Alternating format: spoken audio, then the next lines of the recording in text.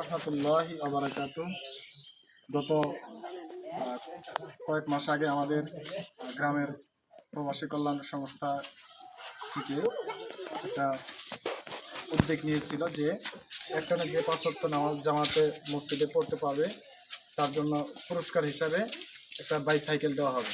তো আমরা আমাদের প্রবাসী কল্যাণ সংস্থাকে ধন্যবাদ জানাই যে তারা তাদের কথা রক্ষা করতে পেরেছে। আজকে তো পুরস্কার থেকে বুঝিয়ে দিবে আমাদের বিনতি মেম্বার আছে টাকা আসেন আসেন না যা তুমি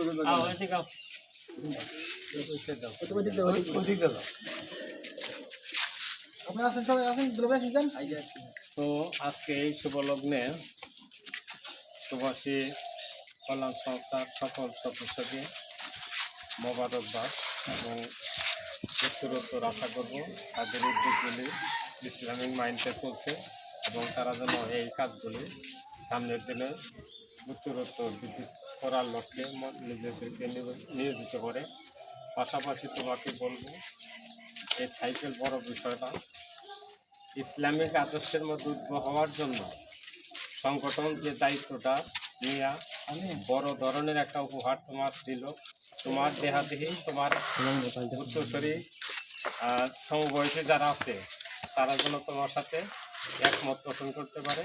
তুমিও তাদেরকে আহ্বান রাখবা যে সামনের দিনগুলোতে তোমার সাথে সাইকেল যেন তারা ইসলামকে সযত্নে লালন পালন করতে পারে। এই আশাবাদ ব্যক্ত করে তোমার হাতে আমরা সকলে মিলে এই প্রবাসী কল্যাণের মনের চাহিদাকে তোমার দায়িত্বে হ্যান্ড ওভার